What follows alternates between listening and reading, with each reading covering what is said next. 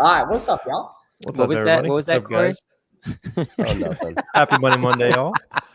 Yeah, let Happy us Monday. let us know who's tuning in early today. I saw Cassandra's here. Cassandra's made bragging about making her 20K. first 20K there. That's what's up. I love to see that, Cassandra. That's awesome. Yeah.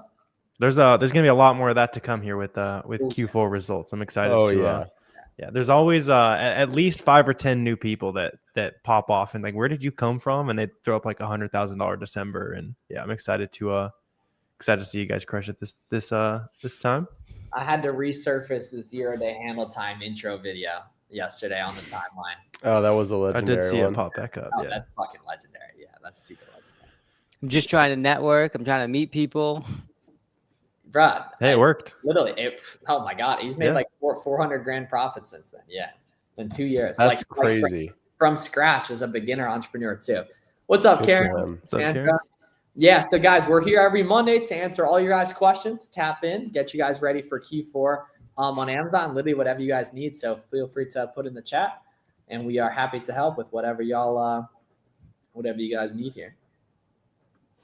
Absolutely. Yeah, no, the 4 of us are live every Monday at 5 p.m. Eastern too. So, set a reminder, that kind of thing, if you want to make sure you're always here to hang out with us. What's up?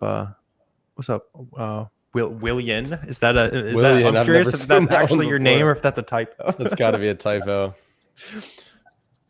It's original if it is the real name. I like it.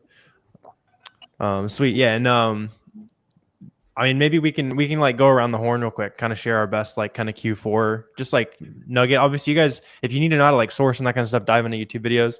The big thing I would add, like I keep seeing it from a lot of beginners, like, wanting to buy, stuff that's going to spike in price, or like Christmas decorations, or, oh, it's not expensive yet, but it looks like it might get expensive, right? There's going to be a ton of profitable stuff. So don't buy to speculate. There's going to be too much that's already sitting there.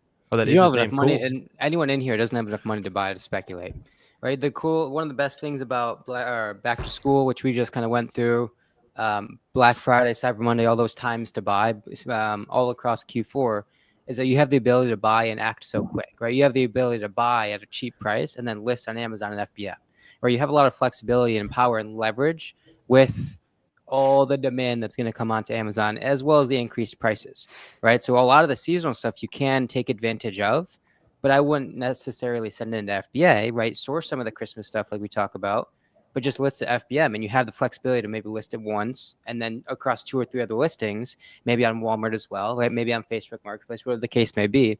But just stay as flexible and as really like cross-functional as possible, because that's where you're really going to kind of milk everything you can out of Q4. Yep. Joseph said this will be my first Q4, so just trying to learn everything I can this time around. Sure. Yeah, you'll learn, Joseph, you'll learn a ton this Q4. There's a lot to learn, and I feel like I learn something new every year in Q4. So going off that, one of the biggest pieces of advice I could give everyone in here is just document as much as you can within Excel and within Google Sheets. Right? Because the cool thing is, and kind of we were just alluding to it, a lot of stuff will go up in price, go up in velocity and demand, all those things. Right. So anytime you come across one of those products, save the link, document it, take notes, document how much you bought, right? All the things that you experienced, write it all down in an Excel sheet and keep it organized.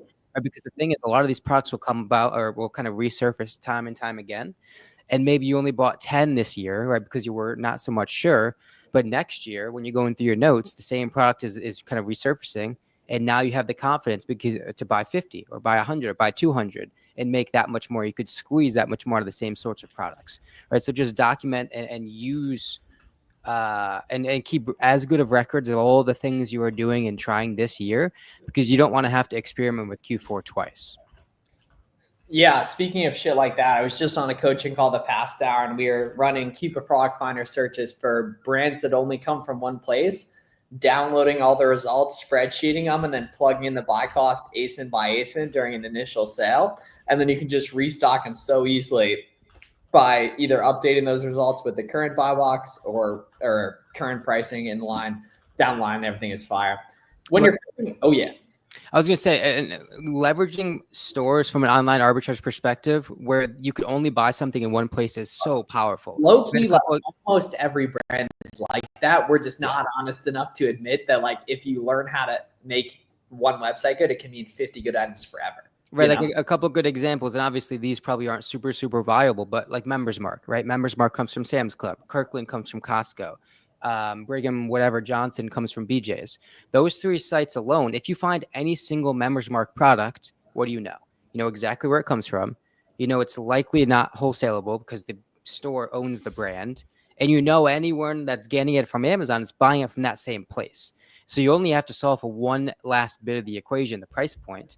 And again, with all these sorts of sites, there's 5 different things that you can always do to kind of manipulate and manufacture that price point, right? So, and then using all the sellers on those products to your advantage, right? Because the person that has 1 Members Mark product likely has 5.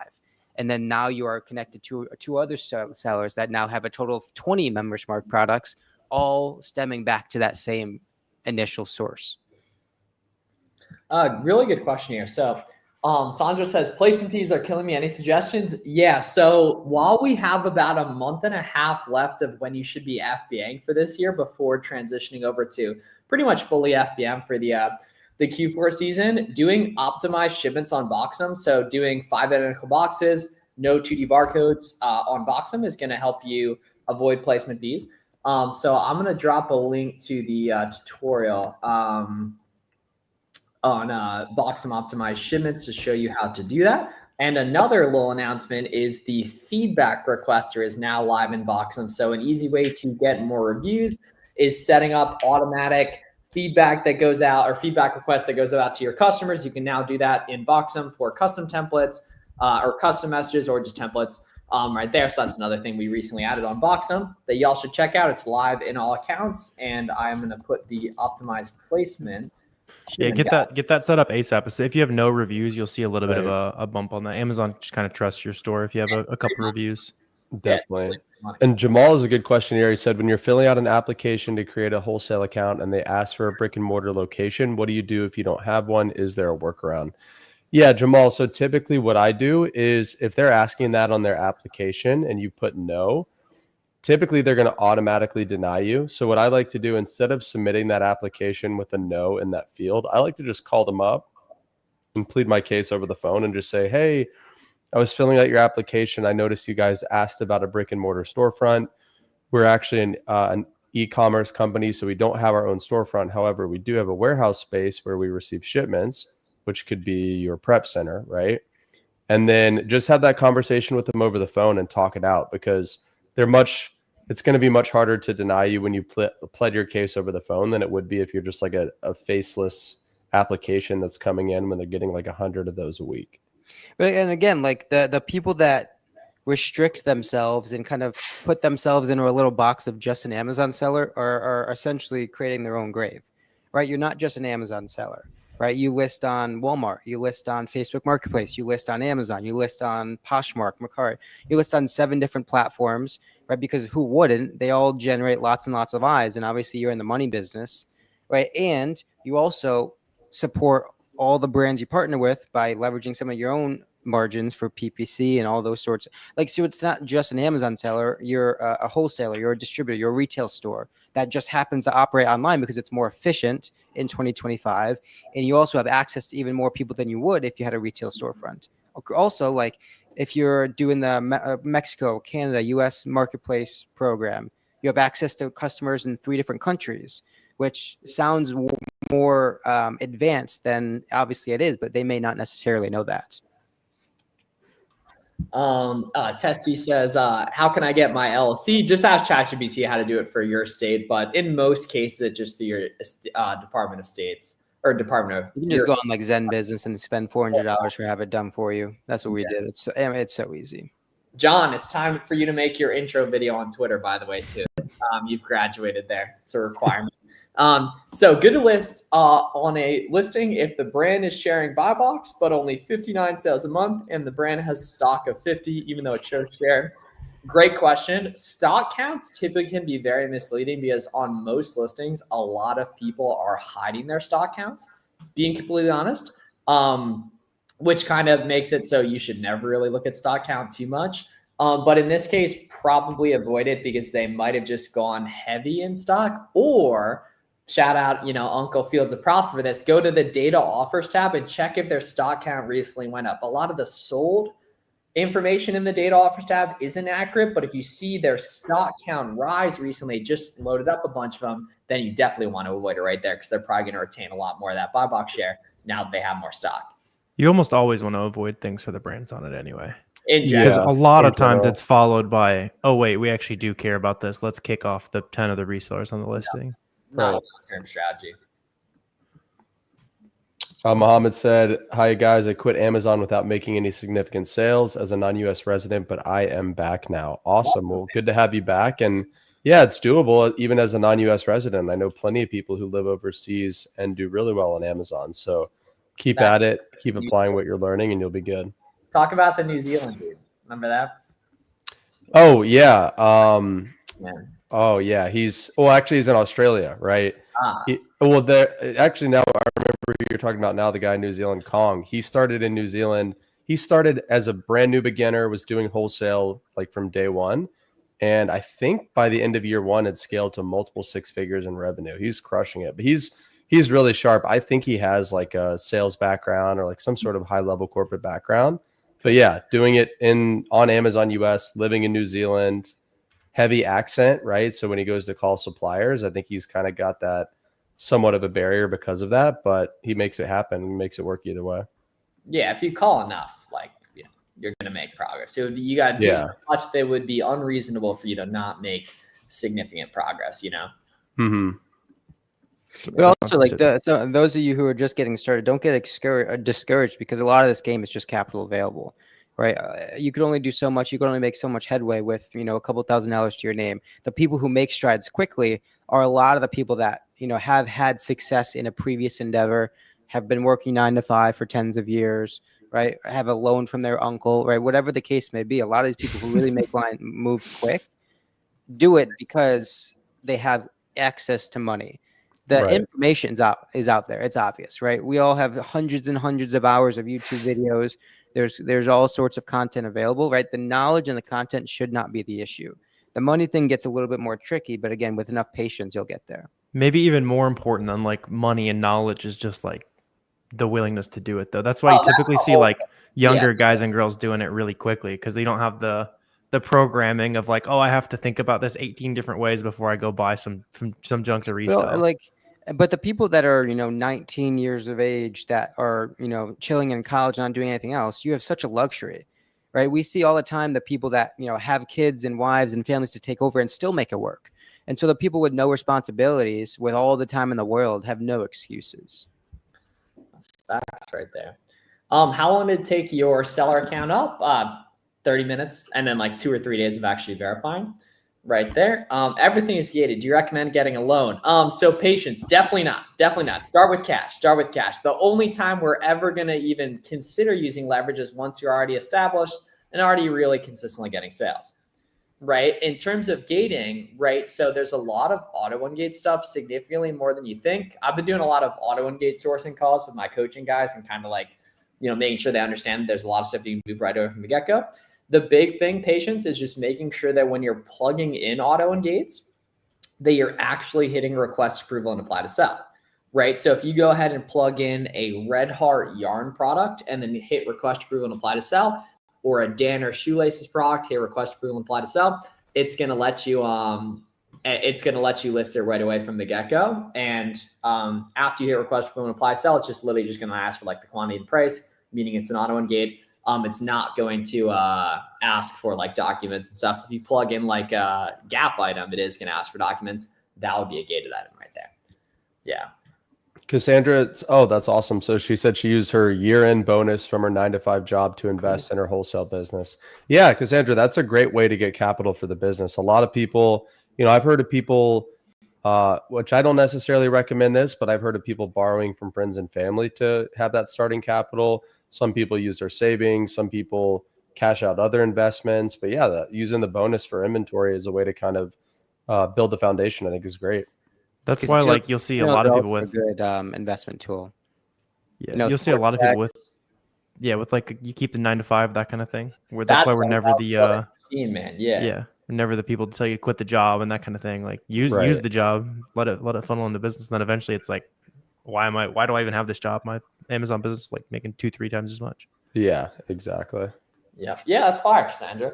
Yes, I know what you mean. Yeah, of course, patience. And then also too, like the big thing is auto ungate leads hang out around each other. So once you find a couple profitable auto ungates, Warren and I both have good videos on that. Then you can storefront stock off there to find other profitable auto ungates as well. And before you know it, you've sold 1 or 2K on Amazon, and you found a bunch of other auto ungate stuff too. Or before you know it, you sold 1 or 2K on Amazon, and a lot more stuff becomes auto ungate too. Yeah. But like the cool thing with Amazon is, like, again, we talk about it a bunch, is just like leveraging all the adjacencies. If you go through a bunch of those red yarn products, likely is the case that other newer sellers are probably selling those sorts of things, right? If you go through their storefronts, also just as likely, you'll probably find them be exposed to some other brands that are probably more beginner and newer seller friendly, a lot of ungates, right? And then you'll find another brand that you can auto ungate, and then that may connect you to 4 other sellers that are having some other. It's like using the information that, I mean, Amazon is a wealth of information. Learning how to use it and leverage it and use that to pivot to your next play. That's going to be really the skill that is going to bring you as big as you want the business to go. Hell yeah. Okay, great question from Mason here. My seller account was just approved, signed up for seller. Was there an updated video? Because the video I watched, an additional cost section. Yeah, so inbound FBA shipping was moved to the top there. So for inbound FBA shipping, put 80 cents per pound, and then prep fee, misc fee, probably going to be 0 for you unless you have a prep center, and then misc fee percent should be your sales tax percent, which, you know, if you live in Texas, can be like 8.25%. If you live in, Florida, it's going to be like 6.5 or 7%. It depends on your specific state real quick. Yeah. For almost everything. Anything that's profitable. As far as ungating goes, just source things that are profitable and then use that to get ungated with. You don't need to like specifically buy somewhere else just to get ungated. Bang, bang. Dennis, that's awesome. Yeah, borrowed from dad $800. Cool. Found a good product, borrowed 3K more, paid him back within a month. Now getting some capital from my bro for around 10%. Yeah, that's great. I mean, what I like about that is that you started with a small amount, relatively speaking. It's like, hey, let me borrow $800, prove to you that this works, get that proof of concept, make a profit, turn around, do it again, and now your brother's going to earn some interest on his money, which is awesome. Good work. Well, cool. You got the family kind of support. And before too long, they'll be asking you how you do it. That's typically how it goes. They're like, you're doing what? Are you sure? And then they'll help you out a little bit. And then they're like, all right, you got to teach me. Yeah, exactly. Somebody asked here, what's the best way to get started in wholesale as of today? So I've got a lot of good videos on my channel about how to find brands quickly and easily. So I would watch those videos and just spend a couple of days learning what a good brand looks like. And I go over that in my videos. And then from there, just find 10 to 20 brands that you feel like would be a good fit, call them up, ask to open a wholesale account. And if they shut you down, just ask who their distributors are. I mean, that's pretty much the best way, not only the best way to get started, but that's the best way to scale too. It's the same process. It's just to get started, you just start doing that research and that outreach. And then to scale, you just do more of it. So it's pretty much the same concept. Is an LOA required for brand ungating? Nope. An LOA, which you'll never really ever do unless you do wholesale, or an order confirmation email / invoice, etc. That latter part is what you should do. Focus on products that are already ungated or try to ungate first. All the above. But we love the idea of buying profitable auto ungates and working on an ungate or two that requires documents as you're getting started. Yeah. Yep, in California. Yeah, Mason. So it's going to be somewhere between 7 and 10%, depending on what part of Cali you live in there. Yeah. Sounds good. Sounds good. Let's see. Damn, Lamar, your brother has a lot of. Hey, send Uncle G Bobby a sample. Yeah, send me a sample. I love barbecue sauce. It's got to be low sugar, or Garrett's going to send it back. Yeah, Lamar, we're banned for the G Hughes is the only option. G Hughes is good, and it is low sugar. About an hour ago. That's the whole thing. Yeah, it was 0 sugar, but it has a couple of things. But yeah, it's expensive though. Yeah, that stuff's good though. So good. Does it have as far as launching the product though, Lamar, we don't really love them. Yeah, we don't launch products, Lamar. We just sell things that already sell. It could be a good idea, but like specifically with barbecue sauce, you want to, if you're going to do a private label, like doing your own thing, you want to sell something that's like decently expensive per ounce, right? Because otherwise it's going to be tricky for you to sell a lot. Like your best bet is going to be direct to customer. Otherwise, you're going to have to, sell like a 12 pack for $40 or whatever, right? For the economy to really make sense. Because if you're selling it for $8, you'd have to be making it for like $1 for it to be worth the time. Yeah, but now on the other hand, I mean, if your brother's like, if that brand is already crushing it, like if it's well recognized, if it's like regional, then that makes it a lot easier to launch on Amazon. But if not, yeah, it's probably going to be easier to sell either over your own website or, get into retail stores, something like that, than competing with the, 500 other barbecue sauce brands on Amazon. In fact, Chris says, I want to say thank you for all the knowledge. Yes, sir. Yeah, let's get it, bro. Let's get it. Right now to Prip. Yeah. That's fire. Should use Boxem with FBM. So Boxem you use for all your analytics, the Boxy AI, feedback requester, and your FBM and FBA listing, and then your FBA shipments. You can't do FBM packages through Boxem. You can list them, but you can't actually buy the shipping because Amazon doesn't want that customer data shared, which completely makes sense. Cassandra had another question here. So she said, as a relatively new seller, how should I tackle and secure net 30 terms? So good question, Cassandra. Really, all you have to do is ask. Now, when if you don't have terms with any of your existing suppliers currently, go to your best supplier and ask for terms with them. And what they're going to do is they're going to make you fill out a credit application. And chances are they're just going to give you like net 5 terms to start if you don't have any credit references or nobody else that you can kind of refer to them that you've been working with. And so what you do there is you just keep paying your bill on time, and eventually they'll move you to net 10 and then net 15 and then eventually net 30. But the point is to just prove to them that you pay your bills on time and that you're a good customer. So it just takes a little bit of time if it's the first account that you're getting net 30 with. But once you get net 30 terms with one supplier, it's way easier to get it with other suppliers too. Bang, bang. So I can sell brand Yeah. So Shai, so we just talked about doing online arbitrage. So buying from big websites. Yeah. When shipping, can you send in it? Oh yeah, it's 100% Mason. Yeah. So for a while that was the limit. It's a little bit bigger now, but you could literally always send in as small as you wanted. Boxes right there. Yeah. It's up to 36 inches, but it can't be 36 by 36. Only one of it can be 36. Mm-hmm. Yeah. It used to be 25. And that was the max, too. The minimum theoretically, I guess, is 1 by 1 by 1. But you just if you're sending like a ring or like something, one very small. Yeah. Or like an extremely dense piece of metal or something. It's a 50 pounds, but it's like a tiny cube. Yeah. Yeah. Appreciate your input. Yeah. Got you, Lamar. Yep. Modizy. Yes, sir. Right there. Good morning. Uncle Pete. What up, Pete? Pete body. Bro. How we doing? What up, Pete? Let's see.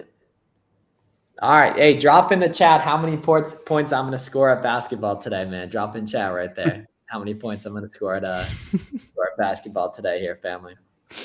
Okay, hitting you with the 0. Yeah, no one responded yet. My dog's going to hold it down for me in the chat. Need higher morale, G-Bot. Yeah, high key, man. Dude. Yeah, all right. Well, the games are to 16. Oh, yeah. Don't tell me he's scoring 14 out of 16. Very optimistic thinking there. He's the type of dude that's going to have more screens than points. Oh, I've been setting illegal screens for like damn near two decades. And no one says anything. Everyone needs a good screener on the team. Get the media well, open. That says a lot about you, Corey. That take says a lot about you right there. Yeah. Is that normal? That's not super normal, but that's awesome. Yeah, that means that's very quick, Pamela. You yeah. totally FBM that listing too if you're already getting sales. I mean, Miles doesn't. His jump shot's broken, so he needs to contribute anywhere he can. Assists, steals. Yeah, menace. No, I'm not playing defense, man. You get. No, I'm not playing defense. I should hell no. FBA taking a while. I'm listing as FBM. Are getting buy box. How low do it go so I don't tank listing? It's probably not a pricing thing unless you like really, really undercut it. You should probably just FBA at all, like all the listings basically on there. Yeah. Don't worry about LOAs, man. Like just use invoice and order confirmations. That's going to get you right. Yeah, you can beat like account all the complaints and stuff. The only don't sell products that the brand already sells, hacker, and that'll help you avoid the vast majority of those types of issues. Facts right there. Cool. All right, y'all have a great day. Thanks everyone for tuning in. Everyone except Garrett. Y'all have a great day right there. And, go Giants, man. 1-3. Go Giants. Go Giants, baby, right there. Yeah, go Giants, man. See you guys next week. Have Peace. a great rest of your Monday, family. Great rest of your Monday.